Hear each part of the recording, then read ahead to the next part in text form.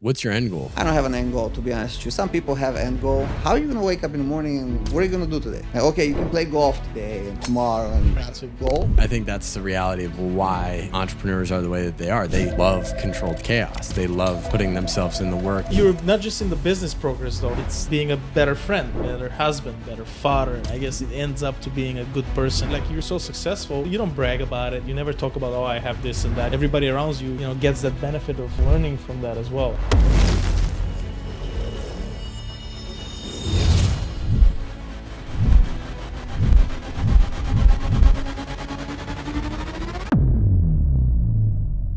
Same anyway. Yeah, So. they are. They are. I wish I kept my 11 and I just changed the cover. Yeah. They don't work that anymore. Like No. I just had 12. I had so many. And it problems start with the 12. like slowing down and Slowing down and losing signal. Oh, plus battery was. you're one of the rare guys I know that you're always on your phone. I'm always on my. I just mentioned to the team, our previous guest was how old? He was 61, and he already built his business, sold the business, and he's more like laid back. And you're still grinding because you're still building a business, and I love about that difference in age and where you are in life. We all live in the same world, but we all in different time zones.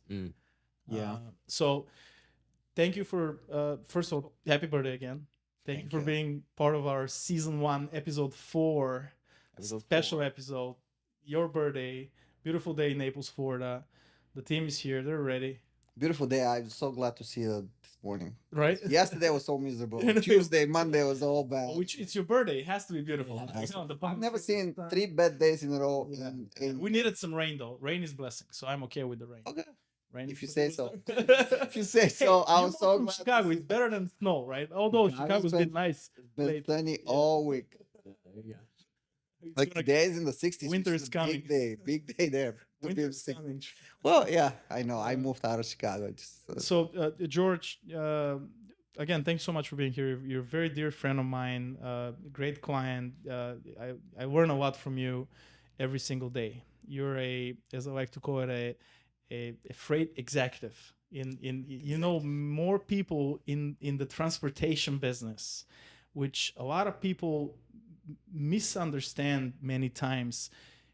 It's so important. If it's not for what the trucking industry is doing, we wouldn't have food in the stores. We wouldn't have, especially when COVID happened. I know you're working, everybody was locked down, but your business, you're working, you're on the phone, you're hustling, you're trying to, get the stores full, and you drive food. You have a logistic company with trucks, and you have food, right? You're refrigerated. We were the essentials. Essentials. Yeah. We were the essentials.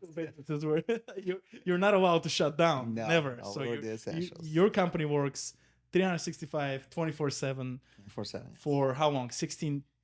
Since 2007. So about 2007. 16. Wow. More than 16 because we opened up in March 2007. So it'll be almost 17 years in a few months. That's pretty amazing. Yeah, we've been through ups, we've been through downs. We're going through a down now. Okay. The freight market is in recession. I think everybody knows. This is the whole the whole world is seems like the world is the whole right the world's economy is going down. I mean, what's not happening now? Yeah. There's a war. There's another war. Like the new war broke up. That everybody forgot about Ukraine now. How before they forgot about COVID. So like. I don't know, focus is changing, but like not a good thing. So how you handle this in the business, especially you have so many employees, how you handle COVID? Nobody was expecting that. Then, Russia, Ukraine, then the market starts sinking in the States. Then now Israel, and that all those little things affects the transportation business, right? It's always the first thing that kind of feels any type of recession or anything. The trucking always goes down first. The economy follows, and then the trucking always recovers first. Okay. So it's first in, first out. It's first in, first out. Usually economy follows right after. But I'd say 6 months later, a year maybe. But you've seen cycles. And I think that our business is very cyclable. Yeah. So like literally, if you're not used to being in a cycle business, you can't survive. That's what I was going to ask. I think we're, the world is moving so fast right now, And as somebody who's 24 and building a business and, being 20. Are you 24? Yeah. I'm Good for you. Hustling at 24 is a very good thing. Yeah. 100%. But I think it's so easy right now to get caught up in the here and now and not be a student of the past and understanding, in our business, it's like, yes, there's going to be a downturn because we're in an economic downturn, and not letting that, like, one of my favorite conversations that Blaze and I have had is in his first 8 years of real estate. What was it, year 2 or year 3? Yeah. Was just like it was a desert, and it was a really hard time in the market. And I think my personal belief, and I'd like to get your opinion on it, that's what makes a good entrepreneur, is not what you're doing when the economy is, kicking and everything is kind of like easier, I guess. And I don't want to be disrespectful to your industry because it might never be easy, but I think it's easier in markets like that. What's your mindset going into a downturn? You know how they say, whatever doesn't kill you makes you stronger. So you survive the downturn, you come out stronger first because you have more knowledge. You learn to adapt more. Going down is not, and I always said, you work harder when it's down than you work when it's nice. You know what I'm saying? Like, because when COVID hit, we had the huge, our market exploded, the economy exploded. All the money that they put in the economy, I'm not saying it was a good thing, but it resulted in bumping the economy. Yep. Everybody was making money, not just our industry. I mean, real estate went up. Everything went up. I'm not a specialist in any other industries, but like freight market, trucking market, it exploded. And when it was exploding, it created a lot of new companies. A lot of new people went into this business. They thought, oh, well, so nice. It's easy. People make money. Let's do that. Let's pay $50,000 over asking on a truck. Let's pay $50,000 over asking on a trailer. Not thinking what's going to happen in 2 years when everything dies. And a lot of those people, I also sell insurance, by the way. So I insured a lot of those new people. And I was like, guys, slow down. Slow down on those trucks. And it's like, no, it's okay. I have this client, and I have that client, I have this broker, and this and that. And like, things are going to turn. And it's like, no, I have such a good relationship, but they've never been through the downturn. They don't know how it affects, because, no matter what customer you have, and you're my best client or whatever, you pay me $5 a mile, but everybody else is paying $2 a mile. How big is that relationship so you keep on paying me the $5 a mile? Mm-hmm. Especially when the economy, when it comes down to money. I might be your best friend. I might be your best man on your wedding. You're my client. You're going to want to save money, no matter what relationship we have. No matter what. Yeah. May not be cutting me down to $2 a mile, but cutting me down to $2.20, just so it can be a little bit more than the market out there, but it's coming down to that. How do you deal with that mentally? How do you have a record year and then have to show up the next year, and you did all the same things, you showed up as your best self, but it didn't show up in the X's and O's? We did it gradually. So we started out 2007, we started out with 2 trucks. 2008, market tanked. Well, I had 2 a year later. Yeah. I was saying, I had 2 trucks. How much could it hurt me? You know what I'm saying? I survived. 2009, 10, things started going up. We were adding trucks little by little. I think 12 was another bad year or something. 12, 13, I think. 12, 13. Don't get me exactly. That was like a long time ago. Yeah. But I know 14 was a good year. 2014 was a good year. So we were adding trucks gradually. So you're going through this downturn and you're kind of getting used to it. A lot of people started in 2020 in COVID, or 2021 even. By 2022, they had 60 trucks. That's so fast growth. Not even a rapid growth. That's like huge growth. You know what I'm saying? Like, so he organically grew his business. And they don't know how to handle it. And you get hit at something that you never even experienced. They didn't believe that this is going to happen. Yeah. So you get hit, and things started going down after the Ukraine-Russia war broke up in February 2022. Fuel went up through the roof, literally within a month. rates started coming down. So people are panicking. Like, what's happening? What's happening, guys? It's an ugly thing, but it's a thing that happens. Yeah. With this specific year, problem is usually rates start coming down, but fuel is flat. Now fuel went up through the roof, and then the rates went down, and immediately started seeing people slowing down the payments, little by little getting out. So adjusting. What do you think?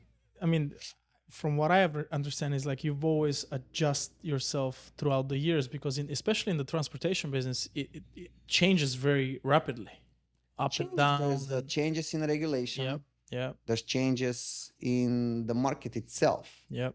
There's changes of how people handle, like automation comes in place already in trucking, and if you're not used to that, if you're not looking into adding more technology to your business, adding EDI capabilities, adding let your customers be able to see the truck GPS in real time. So things like that, like, back in the days, people used to work on a whiteboard and Excel sheet and whatever, and that's gone.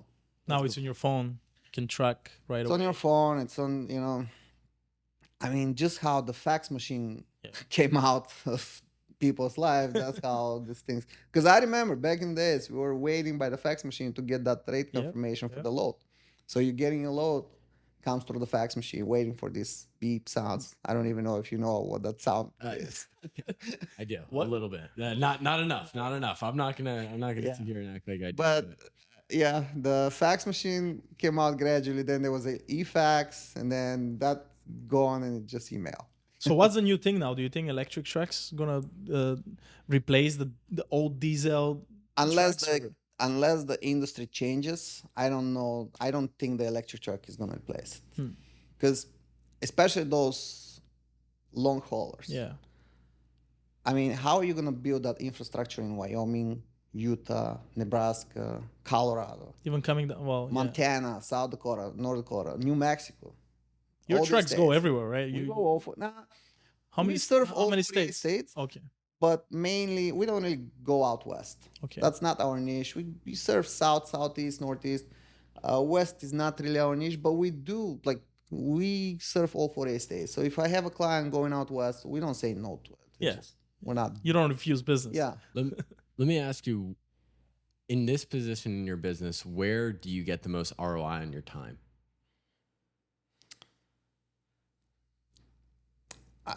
Nowadays, Yeah. Sales. Okay. Nowadays, sales. I don't believe people put a lot of effort in sales. I love that. And it goes back to, you gotta be a salesman. Yep. Have to.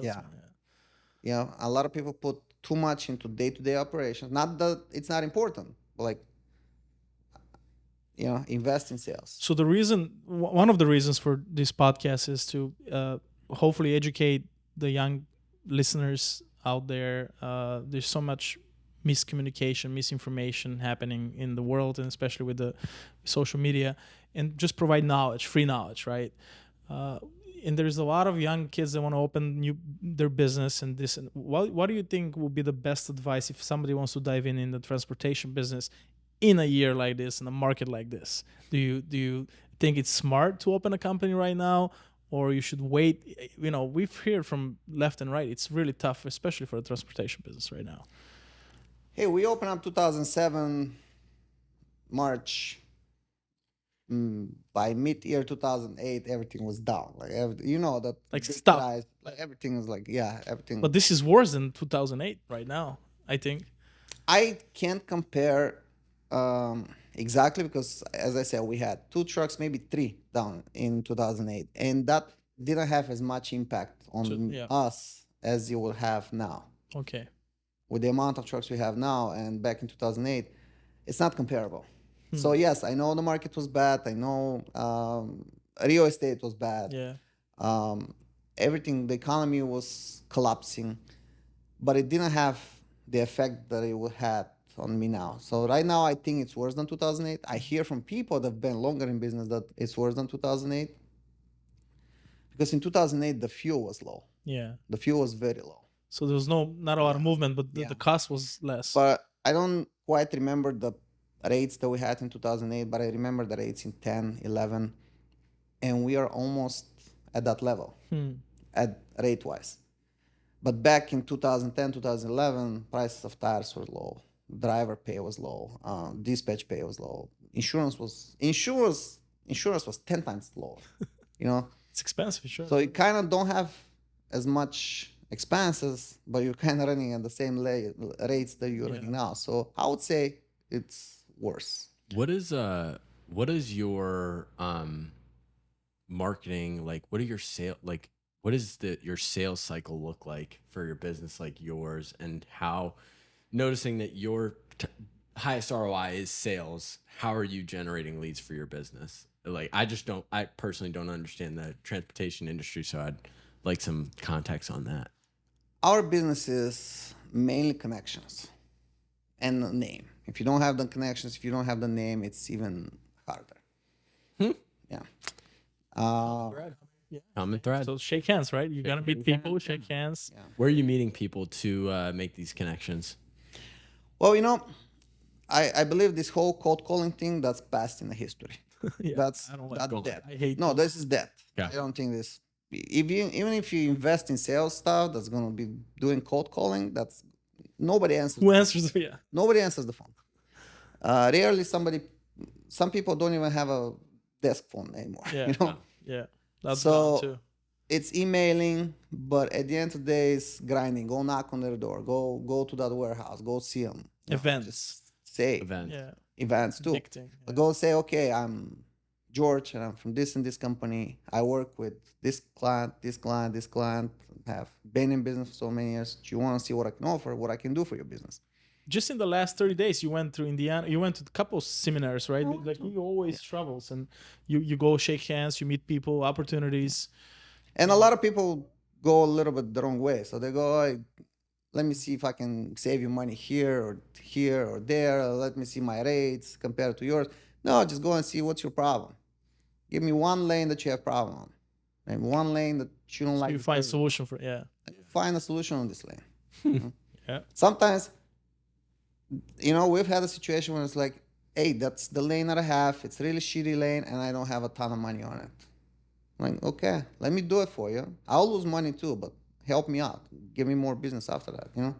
It's the law of reciprocity. Yeah. So go ahead and take a loss for yourself personally to build the relationship and show goodwill.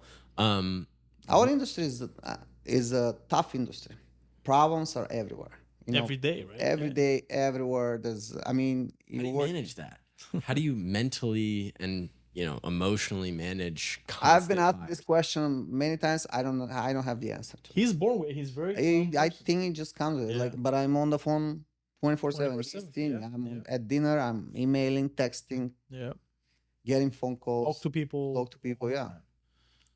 So do you have immunity to stress? Would you say, or you? I don't think anybody has immunity to stress. It just, you know how there's how to say, the pain level is different, so the stress level is different. You know what I'm saying? Like I don't know. I don't think anybody has. Stress comes with success. Like stress comes with success. You have to. If you can't manage stress, you won't be successful. That's true.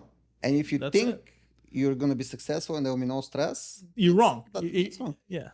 People have the wrong impression that, let's say the Port Royal people, all millionaires, billionaires, whatnot.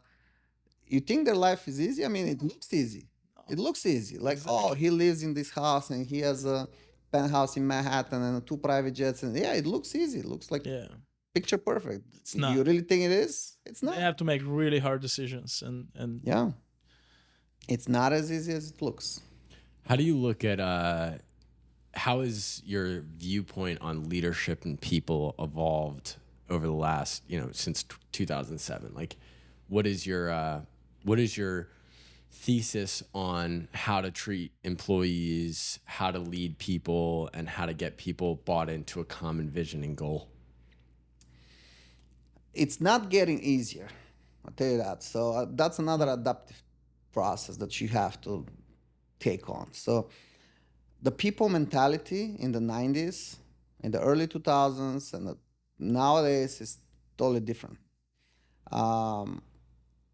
You just have to adapt. You have to create more you have to give them opportunity to grow with you. I think more and more salary plus commission, like, is important, like bonuses. Incentive. I think the only thing that drives people nowadays is the commission, the incentives, the benefits, the whatnot. Lifestyle. Lifestyle too. The only thing is I don't really believe in the work from home thing. Nobody does. And I think, because I see myself. I mean, I'm working from home, but I don't think I'm as productive as if I'm in the office. But I grind. But some people, during COVID, we were forced to have people work from office. So, I'm calling somebody, and you hear how he's doing eggs and bacon in the pan, whatever, but he's also on the phone. Like, yeah, come on, seriously. But you have an ability, and because we're friends and I hang out with you. You have an ability to narrow down to, if you're on the phone, you focus. You can do a lot in 2 hours, where some people work 9 hours and they're not as productive as you can be in 2 hours. That comes with experience. You think doesn't mean you're productive. Yeah, a lot of people are busy. I'm busy, and they're like, they don't know what they're doing, and they're running. It's not the same thing. How we used to call it, like, you're running like a chicken without a head, right? Like, and that's a part of what my question was where do you get the most ROI in your time? Because I think, as somebody that's young building a business, it's extremely easy to put in 14-hour days of zero productivity. And it's just putting out fire here, or admin work here, or low leverage opportunity here, and you're constantly just doing these things. But no, you have to be able to, to have people do that for you. Like, if I do everything on my company, that was a problem in the beginning when I used to do. You got to scale, right? Yeah, you have to scale. You can't be dealing with everything in your life. That's impossible in business. That's impossible. You can't overlook day to day. You can't overlook the billing, accounting, safety procedures, driver recruiting. There's a lot of aspects into this, and sales. Like, you can't possibly do that one thing. Your job is to be on top and just see where you're lacking, deal with the manager of each department, and figure out a process to make it better. If you see something's not working, don't give up. Just try to fix it. And I think, as the leader, you got to be the rainmaker. Like, you're the rainmaker. You bring business to the company, and then everything else works well. Yeah. But if you focus on just maybe hiring a driver, it's not a rainmaking. Bringing businesses. You bring the business, and then everything else flows. Nobody else is going to bring as much business as you would. 100%. Nobody can sell my company better than I can. You. Yeah, and that's something that I'm reading a book right now called Buy Back Your Time, and it talks about that at length. It talks about the founder. They probably, the sales aspect of it is probably one of the last things that you give up. Where I'm balancing in my business is I'm also a lead generator. So marketing is completely different than sales in my industry in particular. It's like you're still shaking hands, you're still doing the normal, but like the sale itself happens through me 99% of the times. I sell them on the vision because obviously I see it a lot clearer. From your perspective, where did you start to understand that I can let go? I feel like I need to let go in order to take things to the next level. No, we were still a smaller company. We were still like 10, 15 trucks when we decided, okay, being busy today trying to cover those 3 trucks kind of made me not see the violations somebody had with the duty inspection, or pay more attention to the driver. There's a different. Our industry is complicated industry. There's a lot of aspects to each. Many moving parts. And it's just our industry. Every industry is complicated. Yeah. Every industry has its own challenges. Yeah. But the moment you start realizing, okay, I need somebody to deal with driver recruiting. I need somebody to deal with the safety aspect. Okay, somebody has a violation or not a violation, clean inspection, or somebody needs to go through the mandatory drug test. If you can't be following each and every, you can. 6, 7, 8 trucks in your fleet, yes, you probably can manage to do all that. Beyond that point, no. You'll be frustrated. You're not gonna perform. Not really frustrated, you're just gonna lose the ends of it. Like you're gonna fail. Can't grow. Yeah, you're gonna fail because you can't pay attention to each and every one. Because today's, after fast forward since 2007, you have 2 different businesses plus your investment. You have 4 or 5 different businesses you're dealing with daily. So your 24 hours are different than the normal human 24 hours. So when somebody complains, I don't have time, hey, this guy runs 5 businesses and you're married and you have kids. No, last night how you do it? I was working last night until 9 p.m. Here you go. Quoting a customer on LTO lanes. I was quoting him until 9:30. I sent him an email because I felt it was important to send the same day. And kids are in bed by this time, right? Kids are in bed. They're in bed and you're doing. And then wife was in bed by this time too. So like I'm like, what am I gonna do? And I started doing, because we're starting a new LTO division in our company. So I'm like, let me send something to the marketing department, just how I envision introducing the new division. And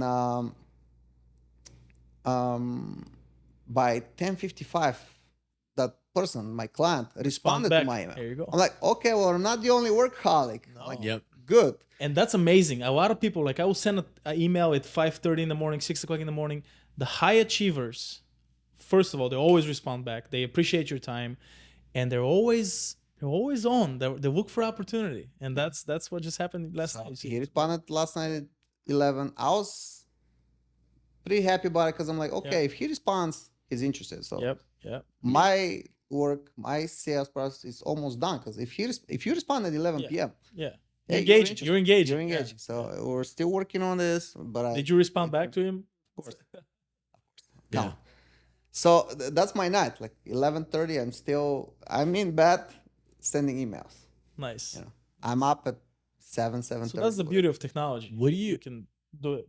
How do you view focus? So you have a bunch of businesses now. Back in 2007, when you had 2 trucks, I'm imagining you aren't thinking about starting 5 other businesses at the same time that you're trying to start your business. No, not really, but it comes, I don't know, it comes with the territory, I think. Like, you meet people, opportunities. You meet people, you talk to more people.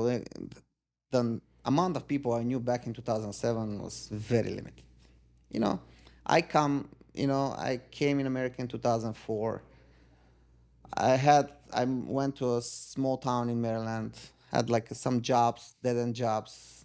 Then I was given the opportunity to move to Chicago.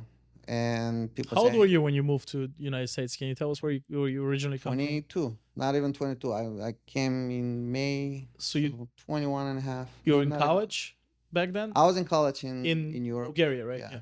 I came here. And then I moved to Chicago. I was introduced to driving. I still think it's the same thing. Becoming a truck driver now can give you a lot higher salary without requiring education, without requiring previous experience, without requiring, and you make more than average person in the US makes. It's true. It's not an easy job too. Being over the road for 2, 3, 4 weeks at a time, it's not an easy job. Responsibility, the hazard, especially winter times, more hazards. You're driving $150,000 the minimum equipment, right, with you, plus whatever plus you have. The load. But that's not even the main issue. Like, this truck can do a whole lot of damage to other people. Yeah. The truck and the trailer, the cost, it is what it is. It's a machine. But, the human. Yeah. Human being on the road that you're responsible for. That's what's the heavy thing. But that's why they get paid way more than average without needing to have education, without needing much English too. A lot of immigrants are coming in. You need a little bit of English, but you can be good without it. Manage, yeah. Mm-hmm. Do you think that, going back to the focus thing, when did you think it was acceptable to take on other opportunities in your entrepreneurial career? When did you start saying, okay, I have my main thing, I can add to my main thing, I can add ancillary pieces, other businesses, other ventures? Some of the opportunities came with the idea of just a safe investment for retirement. I still believe real estate is a very safe investment. It's not investment that's going to make you rich immediately. It's not investment you can just live off without working. But it's investment that appreciates slowly but surely year over year. It's proven. Yeah. It's proven. Go back 100 years. It's proven. Yeah, some years have a big dip. It's always going to catch up. But the big picture, it's big always picture, up. Yeah. It's proven. So if you have extra money in the bank just sitting, you're kind of losing because of the inflation. Put this money in some kind of real estate. Will provide you with cash flow. Yeah. Appreciates over time. So then do you look at your... But then other opportunities come from problems that I had. And within your main business? For me to solve, I think I had to get a hold of it so I can So you had to own it. Yes. So insurance is one of them. I've had... It's genius. Yeah. Several bad agents, I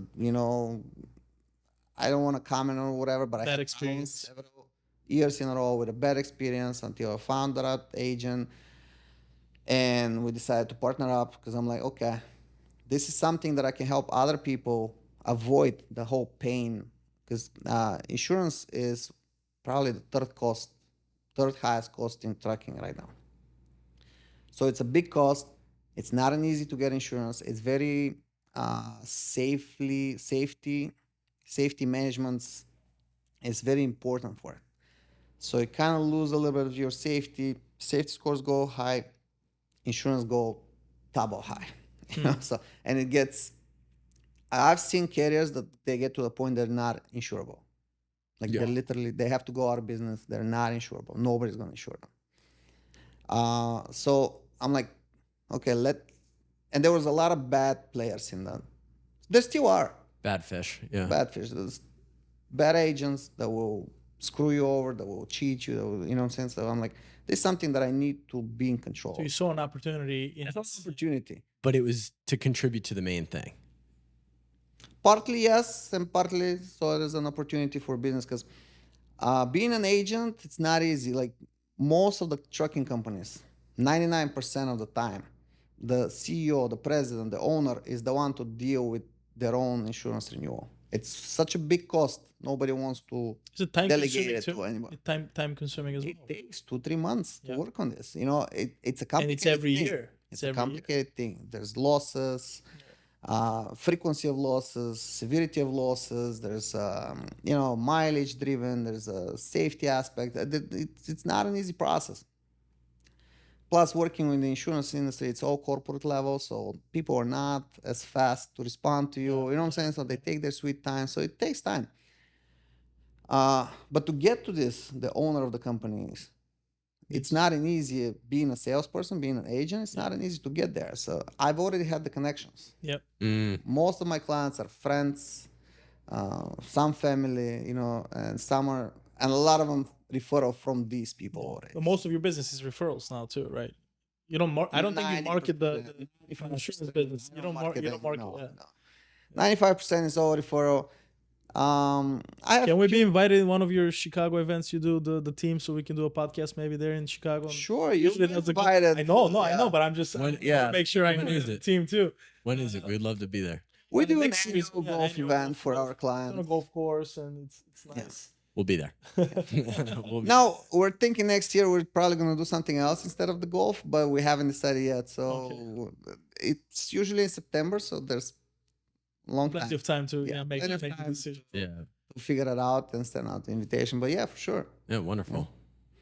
Yeah. So do you think that how has your mindset shifted now transitioning into a down market, understanding that on the other side of a down market is an up market? Like, do you go, now that you've been through a cycle or two, like how does that change your mentality when things do start to taper down a little bit? It's expected. If you're not prepared for it, if you believe that the high market is going to stay there forever, you're just fooling yourself. It's not how it works. A lot of people thought so. A lot of people thought that the COVID market is here to stay, and it's not. Like, you have to be a fool to believe that this is going to stay. This is going to be sustainable. It's not sustainable. It's just There's a cycle. The market corrects itself, and it's all about capacity driven. So I'll give you an example. There were right around 500,000 carriers before COVID, and it's been in this level, been steady level for many years. During COVID, 2020, 2021, early 2022, 180,000 new carriers popped up. So from 500,000, there were 680. That's more than 20%. That's 30 some percent increase in the capacity. You know, the amount of people. Competitors. There's not enough business. There's not enough freight to support this. It was back then, that year. It was in 2020 when everybody was oversupplying too. Demand is super high. Demand was hot. So There was that's a the reason delay why in the it's supply down chain. now? Huh? You think that's the reason why we're seeing a down? That's always been the reason. It's always been the reason. It's all our business is capacity driven business. So, and because we have so much highs and downs. So when we are in a high, everybody's making Big good money, money, yeah. big money, and people see it and say, "Hey, I can do this." Yeah. So they go into the market and they go on.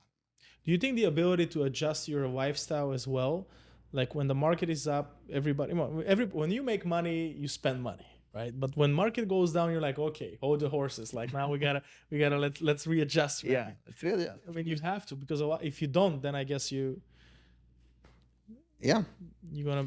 But also, fail. I've also believed that in a downturn, it's especially towards the end of the downturn is the time you have to grow. Yeah, it's opportunity time. Equipment is cheap. Always, yeah. Trailers are cheap. Drivers can pay select is not drivers, as much as it was before. It's not easy to get the client in the downturn. It's really not easy. But that client, once you get it in a downturn, I think it's going to be a loyal client when market is up again. Yes. All of them are loyal when the market is up. Yeah, everybody's loyal. They're all loyal when the market is up. Yep.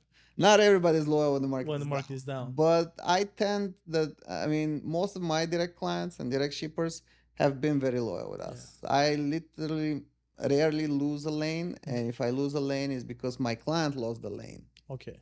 Gotcha. So it's not, yes, we adjust pricing. I'm fair, they're fair. It's like, I don't necessarily rely on the brokers 100%, like third-party logistics. Yeah. I think that's the past in our industry, although it's a necessary evil. Like, and we make it a necessary evil. A lot of the companies in our industry, they think it's easier just to go on that load board, call some broker, get that freight. They skip the sales part. They skip the searching for the client. They skip the, Yeah. Which is more important in the long run. There's a long-term relationship with getting. And some carriers are. I actually saw a very nice quote yesterday. I sent it to Jeff. Can I see it? Sure. Yeah, I just have to show it. It's just a lot of people in our industry are not.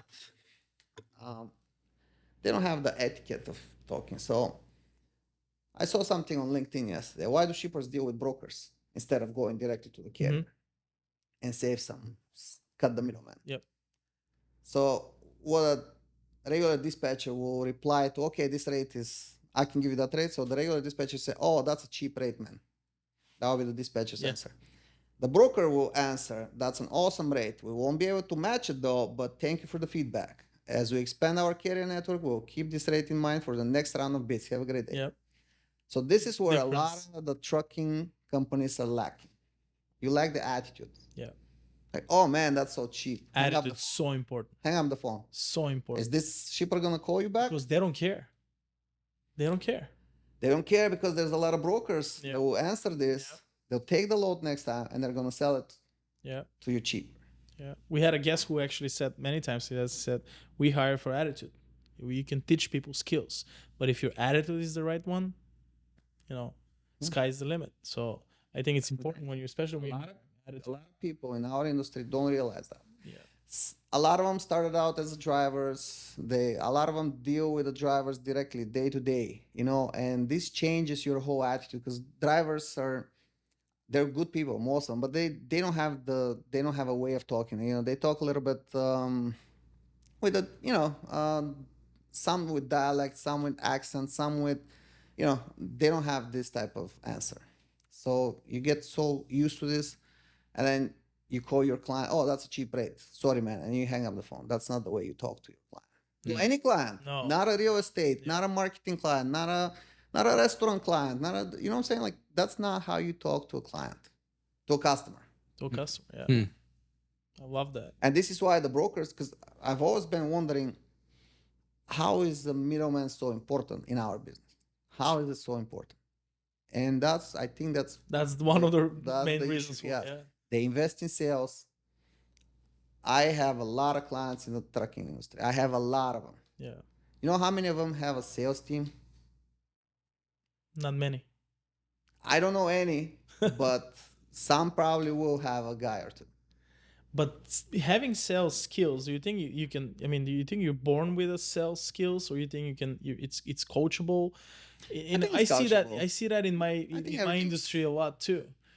If you to be a good salesman, you gotta. It's a lifestyle. It's not just you you clock in and clock out. Oh, I'm gonna sell for 9 hours. It's 24 hours. 7 days a week, 365 days a year. You gotta have to be. Accept to have a lifestyle as a salesman. You always sell. Yeah. And that attitude that you have towards the client, that has to be the attitude when you go to the restaurant, towards the seller, everywhere. Yeah. It's a lifestyle. Towards the grocery store guy that's checking you out at the grocery store. So that's the attitude you have to talk to people. Yeah. Not just talking to the client and then switch off and then start being, oh man, Yeah. So it's a lifestyle. It's a lifestyle. Yes.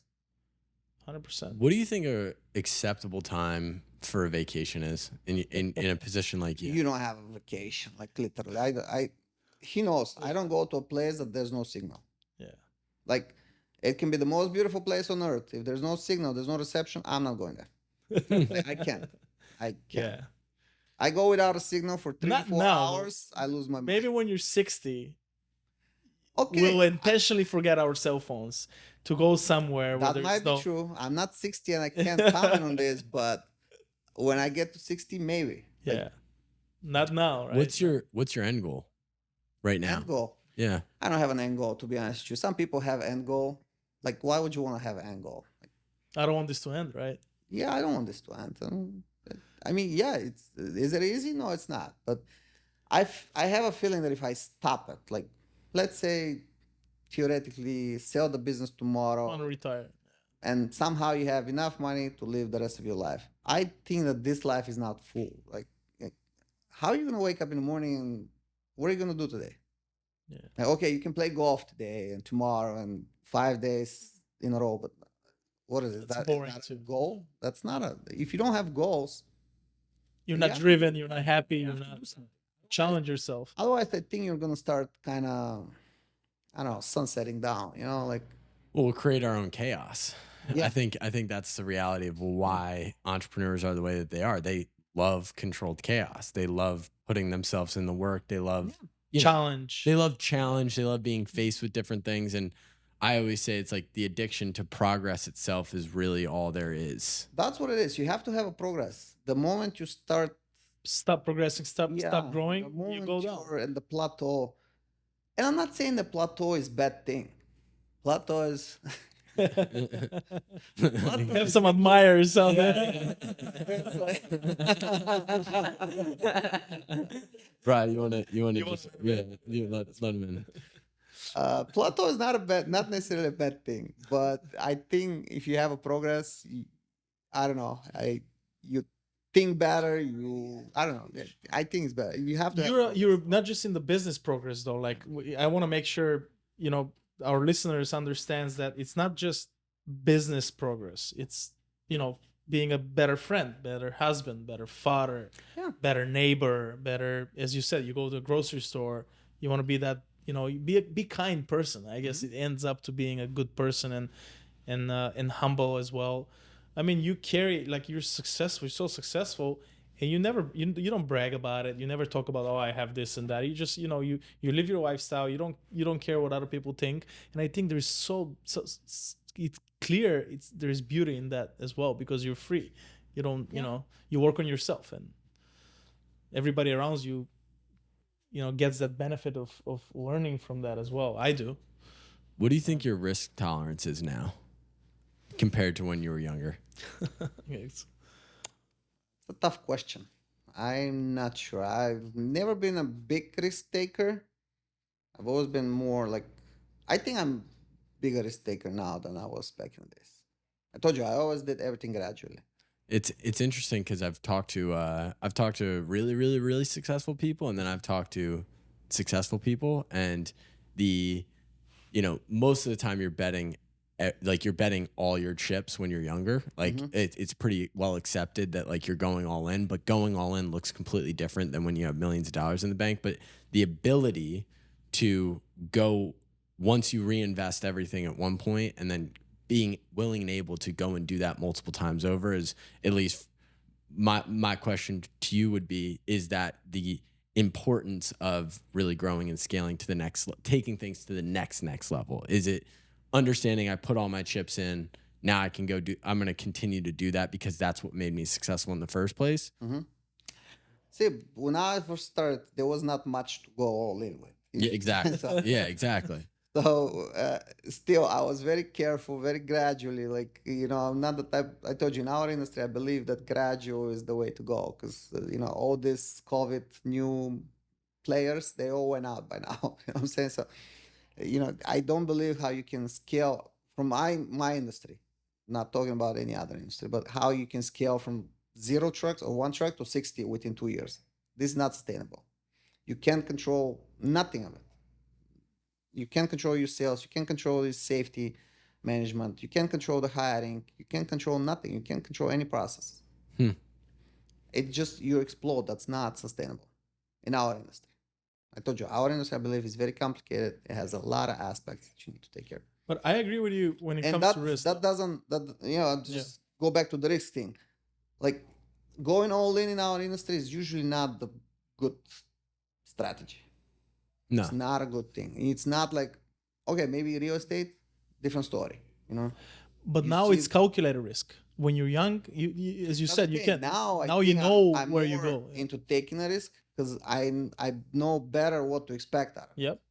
You have more experience. And then if I lose on this risk, I have enough to cover. You know what I'm saying? Like, you know what you can lose, what you can cover, I would still not go all in. No, there's no value to doing that. There's no point in being over leveraged. What motivates you now? What's your driver? My driver is, I think, my family, my kids. I think that motivates me. Back in the days, it was a little different. Back in the days, I mean, I grew up in Eastern Europe. I grew up in a middle-class family, but I still, communism fell. We started watching U.S. movies. So, like, American Dream, that was I still believe in the American Dream. 100%. So, I came to America to follow that dream. I knew it wasn't going to be... You're an example of that American dream. Yeah, I truly believed in that. But back in the days, there was no wife, no kids, nothing. Kids are really big motivator now. I want them to be able to, although I'm not sure how good it is, I want them to be able to have everything that I couldn't have back then. But I also want to be the role model for them. Mm-hmm. I don't just want to provide all the iPads and PlayStations and whatever. I just want them to see what you can do with your life. Don't be an average. Yeah. Don't be an average. And challenge yourself, right? I don't believe the school grades are very important. I think it's a good push to not be able to be average. Yeah. Go straight A's. I really don't think that education really matters who you become later, but it's an example. It's the first challenge in your life. Don't be average. And is it easy? Like, my son is like, oh, you don't know how hard it is in 6th grade. Well, nobody says it's going to be easy. Life is not hard. Life is not easy. Life is not easy. If you think it's going to be easy when you're 18 or 28, it's only going to get harder. You're in for a best surprise. But it's one of the first challenges that the kids see, the grades in school. Our education system, I think, has a lot of flaws here. I don't think what you learn in school is going to help you somewhat in your life. It teaches them a competition, but too. It teaches you the competition. Yeah. It teaches you to try to not be average. Yeah. And to do something that you don't really have to like. You don't have to like, mathematics or something, but you do it because of the end result. Well, everybody has, even though some people love their jobs, some people hate. Yeah. There's every job has the one aspect that you don't like.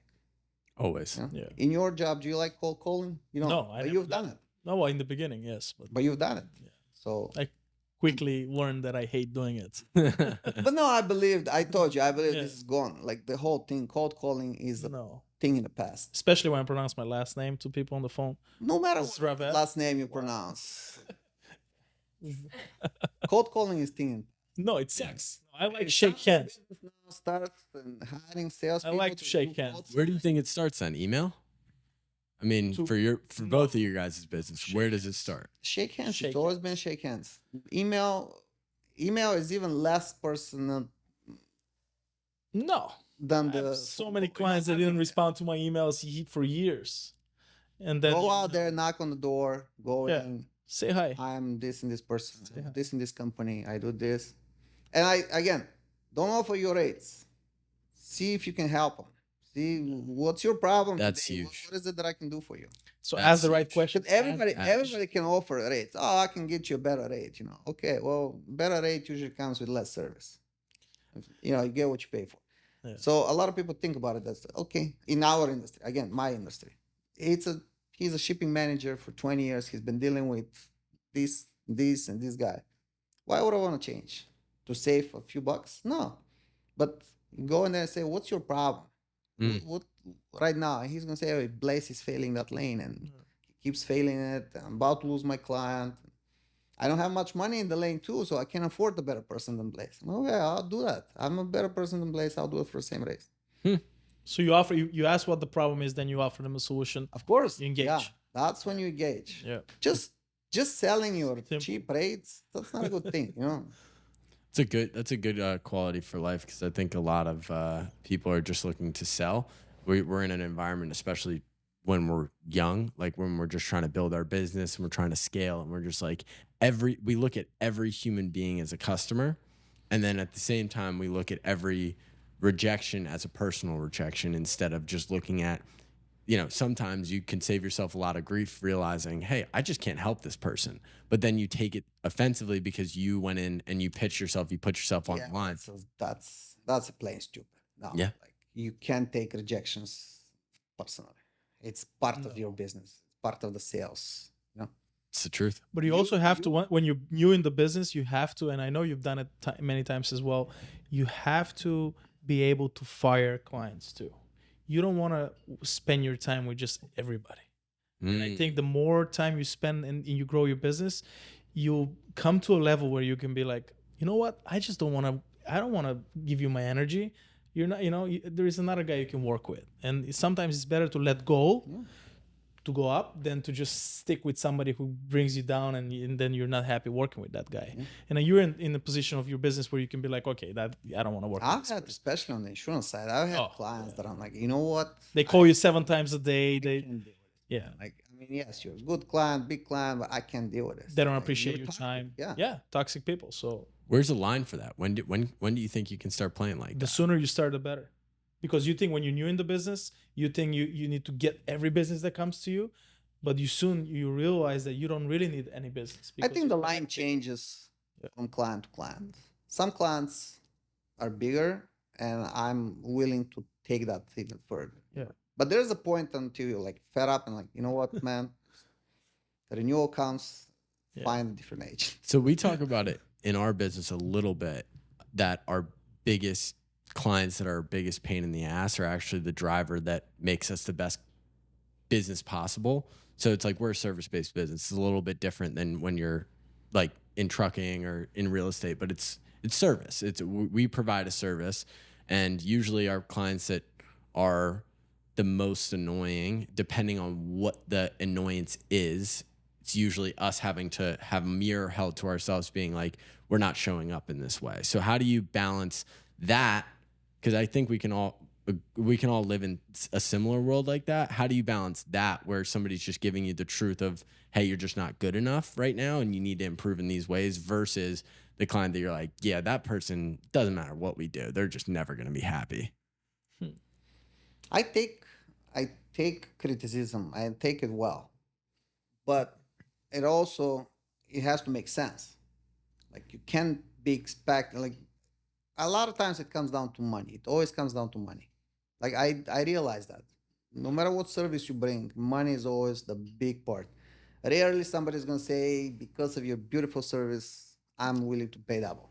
Yeah. No, rarely, and not in my industry. Uh, a lot of when I fire a client is when he has unreal expectations. Like you know who you are, you know how much losses you have, you know how bad your safety score is. Don't expect to have a same rate because I get that a lot. I have a lot of referral. Big part of my sales is just come from referral. So he's a perfect carrier. No losses, great safety scores, great management, good drivers, no turnover. Picture perfect company. And he's paying very little for his insurance. But then he gives you my number. And then you come back to me, but you are a bad company. You have several $1 million losses. Your safety scores are through the roof. You know, you're literally drivers are coming and go, and you're not a good company. And then you expect the same rates. Because Blaze told you that George gave him that's good rate. You expect the same from me. Yeah. That's not how it works. It's not going to happen. This is not the steaks that you're buying in Publix, like where he buys them at this price and you buy the same. You know, that's not this. It's not the tomatoes that have the same price for everybody. This is different industry, different business. And when they start giving me these expectations, like, why are you giving me so much higher? It just that's who you are. That's what the company. That's how your company looks like. Huh. It's insurance. It's not a piece of tomato. It's not a piece of bread. It's not pasta. You know, it's insurance. Same with your car. You know, you have 3 tickets this month. Where's your insurance gonna go? And he doesn't have any. His insurance is not gonna go anywhere. He may get a discount. You just tell me I'm not a magician. I'm not a magician. I can't. Yeah, I'm not a magician. That's good advice for pretty much anybody that's in a and then that's a good way to exit, because if you actually do sell him this high insurance that he deserves, and then he's going to go and tell him, hey, you know, George, screw me over. It's expensive. Yeah. George is too expensive. So I'm like, better just tell him, hey, I can't help you. If you think that you're going to get this, I think you may just need a different agent than me. Yeah. So that's a clear line in the sand between profit and progress in the business. Yeah. Yes, if you take on this client, there's profit, but there's not necessarily progress. But that's what I'm saying, because then the next referral that I'm going to be expecting, he's going to say, no, don't go to George. He screwed me over. Yeah, he helped Blaze, but he screwed me over. Yeah. That's not a good. It's going to work against you in the long run. Yeah. Interesting. And that same client is not going to be loyal client. Next year, he's going to shop you to the end. And the year after, even if you keep him the second, the year after, he's going to be shopping you, because he's not a loyal client. He only matters the dollar, the dime. Everything matters. Interesting. So quality clients over quantity in many ways. I respect think I have your time. A lot of quality clients. Not all of them, but a lot of quality clients. Yeah. And I have that same client that's just going to keep on shopping me every day, like every year over year. But part of the business, you know. Yep. I don't mind when people are shopping me. Because at the end of the day, when I get you the better quote, you still know that I was the better quote. Because if you're not shopping your insurance agent, how you don't gonna know? Yeah. And you know, insurance tends to be raised year over year. 3 to 5 to 10% year over year it goes up. So if you don't shop your agent, you're never gonna be sure that he's bringing you the best quote. You're always gonna be seeing, oh my God. Insurance is in the top 3 businesses in the United States, right?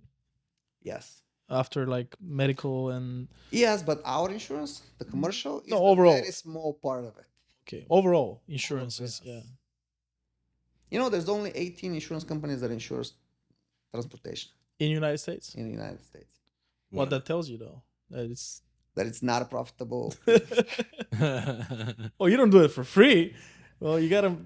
No, the insurance companies. They tend, especially lately. You see all this. You know, claims. Florida is one of the toughest states to get insurance for right now. Yeah. Well, not just it's been for real estate too. Right now, everything stuff after the hurricane. Yeah. It just And people were asking me why. You see all these billboards with the attorneys Yeah. doing been to an accident, call 2222222. That's what it is. Interesting. Fake claims, a lot of big losses, a lot of huge judgments, and it's just not like you heard of. Let me see who just came out. National Casualty, huge company. Last year they say, okay, we're no longer insuring transportation. They're not going out of business. They just don't insure trucking. Sure. AIG's also been like that. Few years AIG is like, oh, I'm out.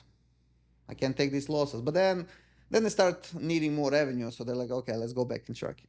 Because trucking also brings a lot of revenue to them. What do you think is going to happen if this market stays like this for a couple years? I don't think it's going to stay like this for a couple of years. I told you, our market is very capacity driven. The moment enough trucking companies go out of business, demand goes back up. Do you think that's... Now the economy has a part of it too. Yeah. But it's a capacity driven business. Economy has a part because of the volume of loads, volume of supply chain goods. And the gas they prices. oversupplied. Everybody oversupplied in 2021. And then suddenly they realized I'm oversupplied. I stopped shipping for the next 6 months. So that was the beginning of the end. But now it's getting back to normal. So little by little, they start ordering more and more. I just read the number of orders in China just grew up 20% month over month. So, well, the president was here the other day. The president was here, I think. Yeah, but that's irrelevant to our. But what I'm trying to say is like more and more orders are going into China now. By the time they get produced, shipped back, that's a big process. 6 months, 8 months. But things just about end of Q2, next year, beginning of Q3, things are going to start changing. But again, it's going to be slowly. It's not going to explode. COVID thing was... That was unreal. That was unreal. Yeah. Well, that's because we just stimulated the country with a ton of money. And people just had more capacity to spend. And then that money just floated its way up the chain. And that's why this up was way higher than the regular one. And that's why the down is lower. The baseline changed. I hear from people like, oh, we just thought we hit rock bottom, and that was in March. And then July is like, oh my God. Another one. We were so good back then. Another one. We're digging deeper and deeper, So,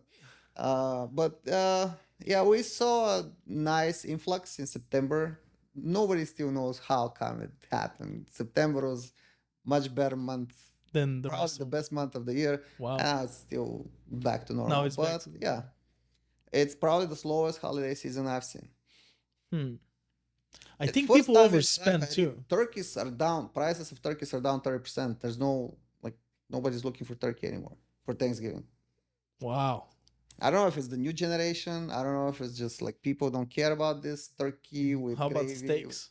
Yeah, ham. No, I got this. Tyson is one of my clients, and Tyson just released the... Do you guys, your company, do you transport any cold turkeys? I mean, your refrigerator. It's obviously usually a big thing. Yeah. This time of the year. Yeah. We sometimes back in the days we provided even trailers for them. Wow. Just trailers to store them. Because the refrigerator keep them cold. So they're running out of cold storage place. They're running out of the refrigerated place. So they're like, can we get some reefers so we can... Where are these turkeys coming from?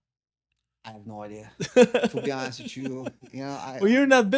I'm usually curious about a lot of things. I was never curious about where the turkey comes.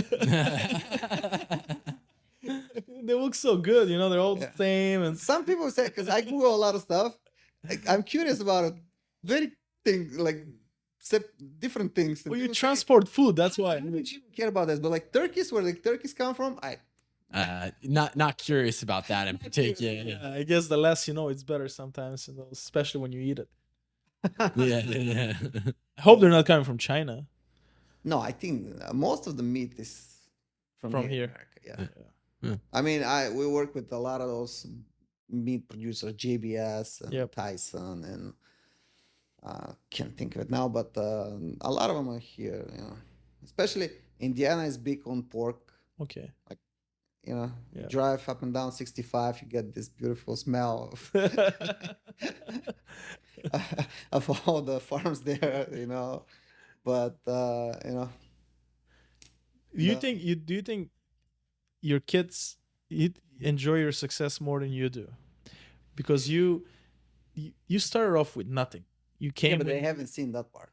yeah, So but they that's don't that's why realize, they you don't know, realize. so But they you drive a truck they, in they the take beginning, it right? for granted. You know, they think, okay, You drive a truck yourself when yeah, you're building your business, years.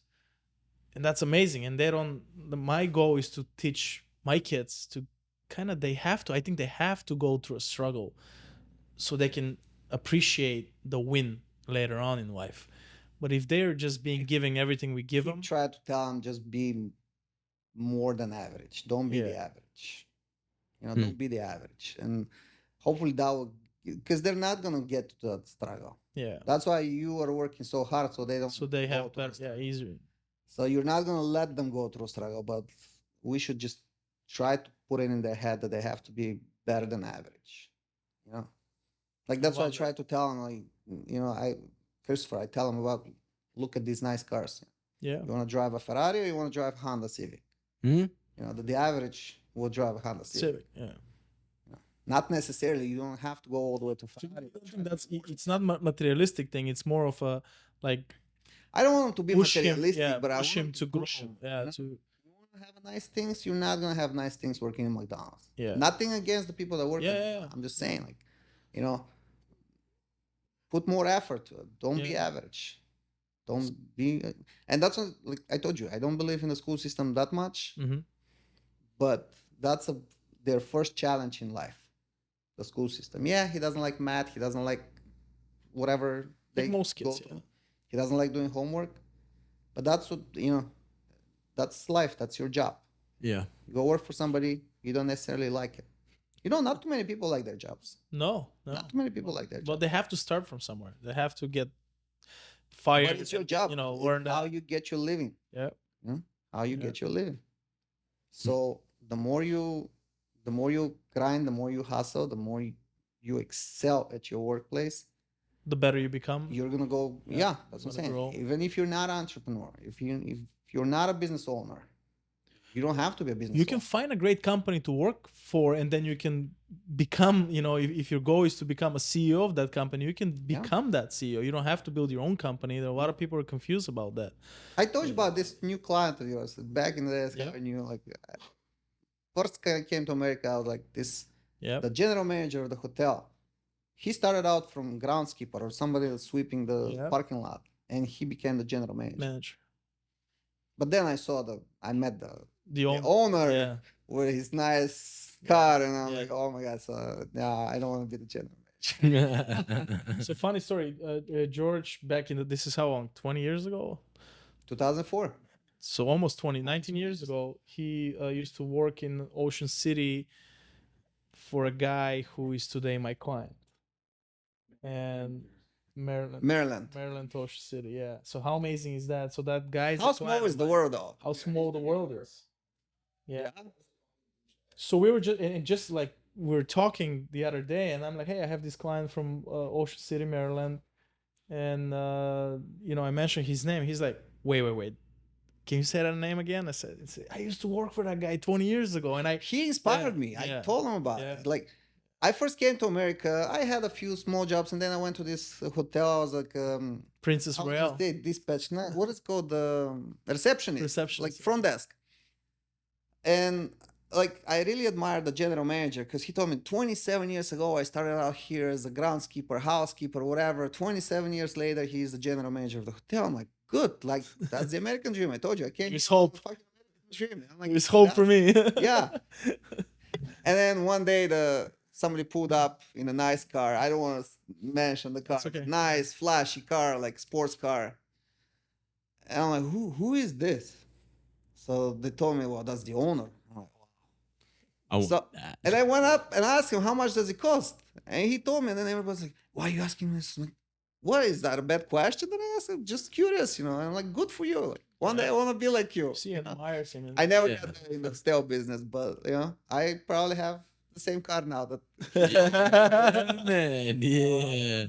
But then I'm like, okay, that's not the American dream, not the general manager. That's not the American dream. quick recalibration. Quick recalibration. But I was 22 at the time, so I didn't know much about life back then. Doesn't matter, but you knew something. You can recognize the pattern of success.